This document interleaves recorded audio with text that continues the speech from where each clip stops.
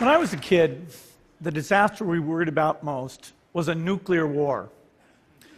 That's why we had a barrel like this down in our basement, filled with cans of food and water. When the nuclear attack came, we were supposed to go downstairs, hunker down, and eat out of that barrel. Today, the greatest risk of global catastrophe doesn't look like this. Instead, it looks like this. If anything kills over 10 million people in the next few decades, it's most likely to be a highly infectious virus rather than a war. Not missiles, but microbes. Now, part of the reason for this is that we have invested a huge amount in nuclear deterrence, but we've actually invested very little in a system to stop an epidemic. We're not ready for the next epidemic. Let's look at Ebola. I'm sure all of you read about it in the newspaper. Lots of tough challenges. I followed it carefully through the case analysis tools we use to track polio eradication.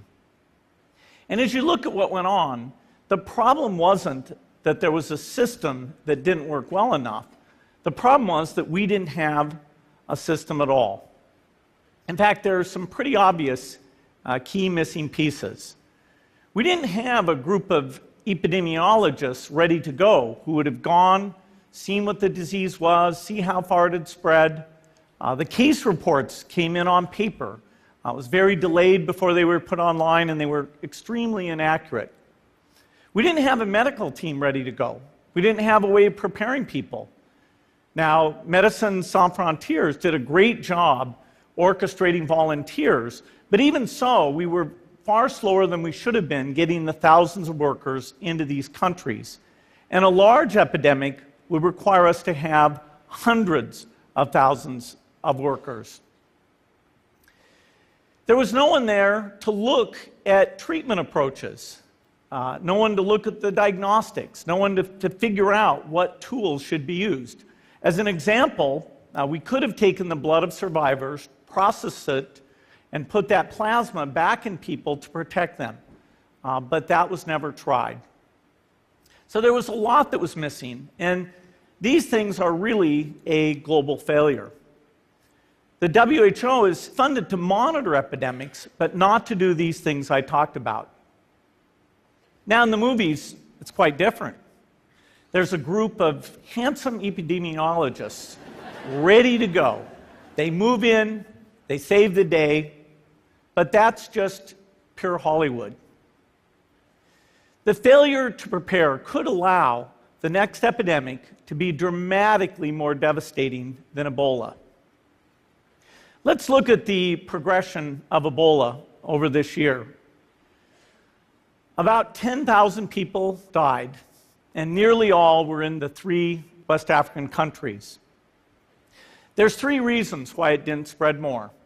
The first is there was a lot of heroic work by the health workers. They found the people and they prevented more infections. The second is the nature of the virus. Ebola does not spread through the air. And by the time you're contagious, most people are so sick that they're bedridden.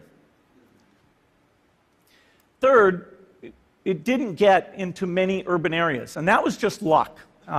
If it had gotten into a lot more urban areas, the case numbers would have been much larger. So next time, we might not be so lucky. You can have a virus where people feel well enough while they're infectious that they get on a plane or they go to a market. The source of the virus could be a natural epidemic like Ebola, or it could be bioterrorism. And so there are things that would literally make things 1,000 times worse. In fact, let's look at a model of a virus spread through the air like the Spanish flu back in 1918. So here's what would happen. It would spread throughout the world very, very quickly. And you can see there's over 30 million people die from that epidemic. So this is a serious problem. We should be concerned. But in fact, we can build a really good response system. We have the benefits of all the science and technology that we talk about here. We've got cell phones to get information from the public and get information out to them. We have satellite maps where we can see where people are and where they're moving. We have advances in biology that should dramatically change the turnaround time to look at a pathogen and be able to make drugs and vaccines that fit for that pathogen. So we can have tools, but those tools need to be put into an overall global health system, and we need preparedness. The best lessons, I think, on how to get prepared are, again, what we do for war. For soldiers, we have full-time waiting to go. We have reserves that can scale us up to large numbers. NATO has a mobile unit that can deploy very rapidly. NATO does a lot of war games to check, are people well trained? Do they understand about fuel and logistics and the same radio frequencies? So they are absolutely ready to go. So those are the kinds of things we need to deal with an epidemic. What are the key pieces? First is we need strong health systems in poor countries. That's where mothers can give birth safely, kids can get all their vaccines, but also where we'll see the outbreak very early on. We need a medical reserve corps, lots of people who've got the training and background who are ready to go with the expertise. And then we need to pair those medical people with the military, taking advantage of the military's ability to move fast, do logistics, and secure areas. We need to do simulations, germ games, not war games, so that we see where the holes are. The last time a germ game was done in the United States was back in 2001, and it didn't go so well. So far, the score is germs 1, people 0. Finally, we need lots of advanced R&D in areas of vaccines and diagnostics. There are some big breakthroughs, like the adeno-associated virus, that could work very, very quickly. Now, I don't have an exact budget for what this would cost, but I'm quite sure it's very modest compared to the potential harm. The World Bank estimates that if we have a worldwide flu epidemic, global wealth will go down by over $3 trillion, and we'd have millions and millions of deaths.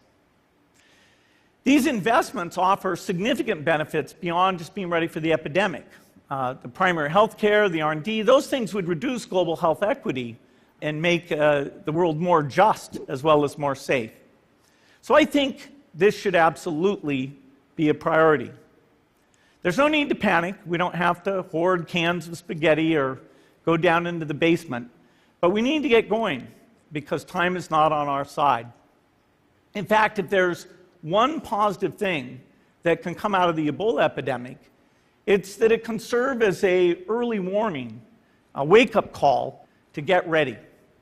If we start now, we can be ready for the next epidemic. Thank you.